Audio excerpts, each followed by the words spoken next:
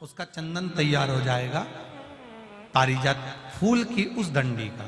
और जिस समय वंश के लिए, सिद्धि के लिए, कार्य सिद्धि के लिए या वैभव प्राप्ति के लिए हम पारिजात का पुष्प देवादिदेव महादेव को समर्पित करते हैं, उस समय इसी को पानी में घोलकर देवादिदेव महादेव को जब आप लगाएंगे तो जैसे केसर घुलती है, केसर का जैसे कलर होता है, केसर जैसी सुगंध करती है, वैसे की वैसे ही ये पारिजात की जो डंडी आप लोगों ने सुखाई है, वही डंडी का जो चंदन बनाया है, शिव जी को लेपन करा है, उस समय पर अपने हृदय की बात आपने जो देवादिदेव महादेव को कही है, बस वही सुगंध हमारे जीवन में आना प्रारंभ हो जाती है। वो पारिजात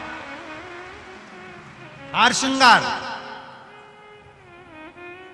अब जरा ध्यान दीजिएगा, हार श्रृंगार के पुष्प, पारिजात का जो पुष्प है, सोमवार की अष्टमी पड़ने पर यदि हम देवादिदेव महादेव की पारिजात के फूल से आराधना करते हैं, स्मरण करते हैं, तो उसका फल भी हमें अधिक प्राप्त होगा। पारिजात का पुष्प, हम तो यहां तक कहेंगे अगर आपके यहां हार श्रृंगार का पेड़ लगा हो, पारिजात का पुष्प यदि आपके यहां होता हो, रात को खिलता है, सवेरे मिलता है, ऐसा पारिजात का अगर वृक्ष आपके यहां लगा हो तो प्रयास करना। 12 महीने शिवरात्रि आती है, बोलो आती कि नहीं आती? आती है ना 12 महीने। 12 महीने शिवरात्रि आती है। कैलेंडर पर एक गोला बनाकर रख देना कि हमको ये शिवरात्रि आई है, हर महीने की शिवरात्रि तुम्हारे ध्यान में रहेगी। एक पारिजात का पुष्प, हार श्रृंगार का पुष्प, एक अगर देवादिदेव महादेव को आपने चढ़ाना चालू कर दिया, समर्पित करना प्रारंभ कर दिया, तो आपको पीछे पलट कर देखने की जरूरत नहीं पड़ेगी, महादेव हाथ पकड़ ही रहता। पारिजात का पुष्प शिव को समर्पित हो।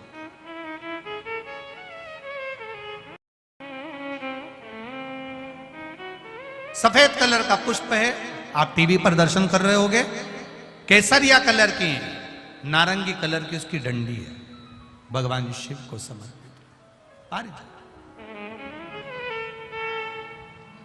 जब हम देवादिदेव महादेव को जल समर्पित करते हैं, भगवान शंकर को जब हम जल चढ़ाते हैं, उस समय पर भी भगवान को, अगर तुम्हारे पास में थोड़ा सा पारिजात की जो डंडी है सुखाई है, आपने पारिजात फूल के नीचे की जो डंडी है उसको तुमने सुखाकर अगर चंदन बनाया है, तो वो चंदन आप प्रतिदिन भी देवादिदेव महादेव को समर्पित कर सकते हो। पारिजात पुष्प। एक बात और हमारे स्मरण में रहे,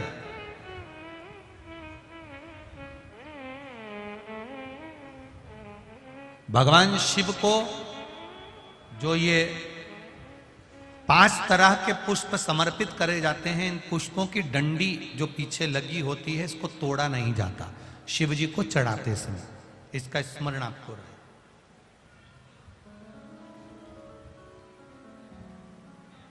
तीन शिवालय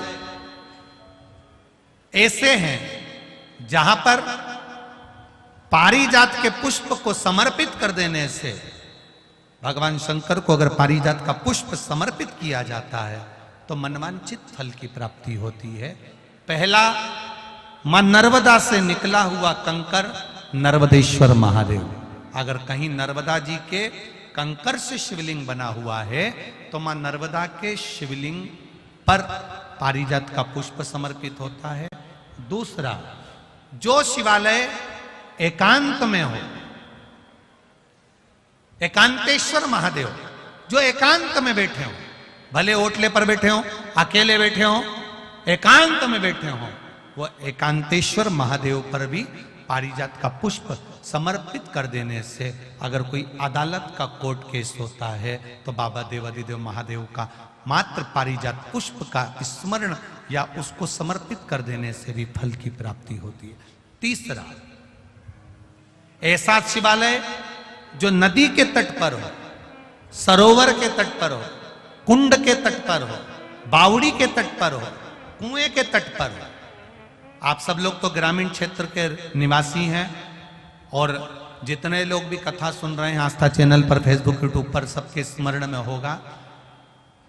पहले हमारे जो पूर्वज होते थे वो कुआं बावड़ी के पास में शंकर जी का शिवलिंग रख देते थे। ध्यान में होगा, जिसको स्मरण में होगा उसको मालूम होगा। शिवलिंग लाते थे और जहां कुआं होता था, बावड़ी होता था, तालाब होता था, नदी होती थी, उसके तट पर, उसके पास में शिवलिंग रख देते। कारण क्या है? किसी जलाशय, कुआं, बावड़ी, तालाब, नदी, सरोवर, इसके पास में जो शिवलिंग होता है उस शिवलिंग को बहुत सिद्ध करने की जरूरत नहीं होती। स्वयं गंगा मैया उस कुंड बावड़ी के रूप में रहकर शिवलिंग को सिद्ध कर देती है और वहां स्वयं विराजमान हो जाती है महाराज।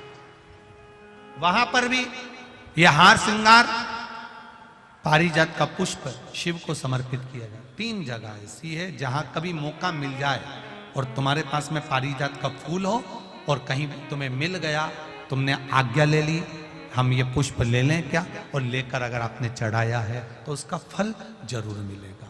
पारिजात, हार श्रृंगार का पुष्प। चंदन भी प्रयोग कर सकते हो उसका, चंदन। महाराज शिव पुराण कह रहे,